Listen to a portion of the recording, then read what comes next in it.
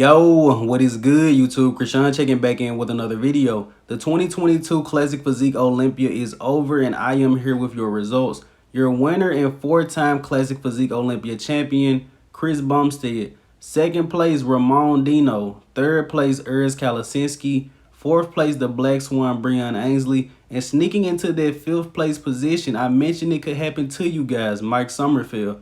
But let's break these guys down one by one while we wait for the open places to be announced. And let's start off with our four-time Olympia champion, Chris Bumstead. Now, when I posted my prejudging video, I definitely heard you guys' concerns about one of his legs being downsized and also having an issue with one of his biceps. But even with those two flaws, Chris Bumstead was still untouchable. I noticed that Chris Bumstead was in incredible condition, and Chris is always in good shape. But as I mentioned in the prejudging, his glutes have never ever looked like this. And I also believe that Chris Bumstead also added some size to the delts. Now, I know he's only been working with Honey Rambai for a short period of time, so I would say that Ian Valliere is responsible for at least a few of these improvements. But Honey Rambai is an incredible coach, and I believe he definitely brought Chris in at his all-time best, despite him having two flaws. Now, let's go into our second place finisher, Ramon Dino. This guy definitely brought it. The only issue I have with Ramon, I feel like he could have posed better. But leading into the show, I watched Ramon this whole season, covered every single update of him.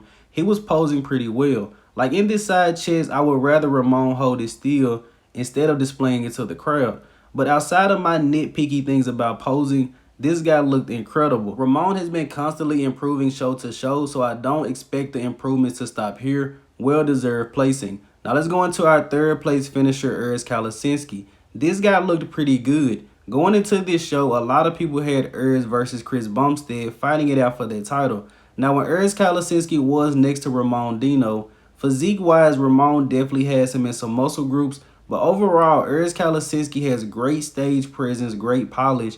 He just looks good, and at points, Ramon did look like an amateur standing next to him. That's just me being completely honest. Do not destroy me to the Brazilian fans.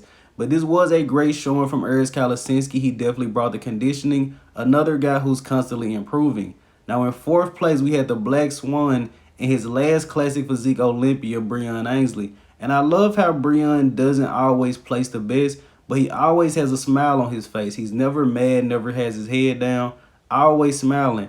Breon did announce he will be going into the 212 division next year. Best of luck to him. But as far as how Breon looked at this year's Olympia, I would say he was either equal to last year or a little bit better. I do not think Breon Ansley has moved backwards. Honestly, I think Breon Ansley has improved over his entire career. But looking forward to seeing Breon in the future. Hopefully this isn't the last time he's on stage.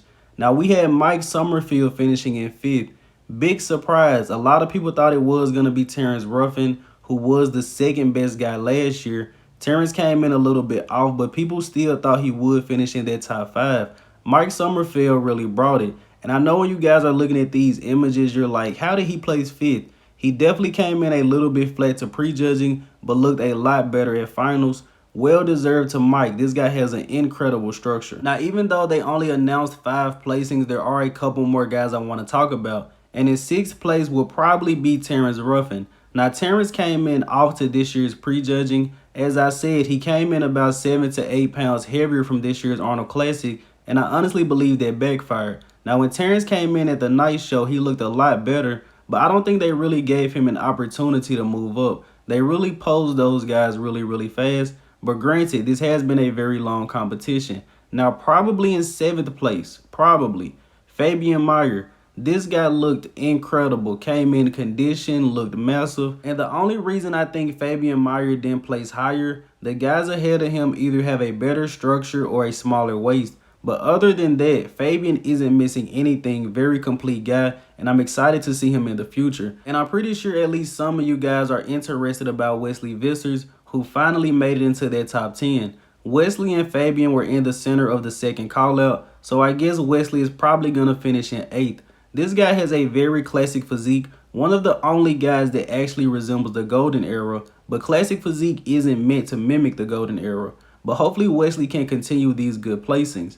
Now, I also want to talk about Alex Cambronero. This guy looked crazy. Really wanted to see him in the first call-out. But as you guys can see from this front relaxed, Alex had a serious imbalance in between his lats, and I believe that's the only reason he placed where he did. Trust me, guys, I believe he should have been in the first call out. If it wasn't for that lat imbalance, he would have been. And rounding out the top 10 at this year's Classic Physique Olympia was Michael DeBull. Now, once again, they only announced the top 5 placing, so the rest of these guys I pretty much just guessed from the call outs. But Michael looked pretty good here. He just doesn't look as filled out as the rest of the guys, and I don't really know if he can really do anything about that with Classic Physique having such a strict weight cap. And there are 2 other guys that I was really looking forward to seeing, but they did not make the top 10.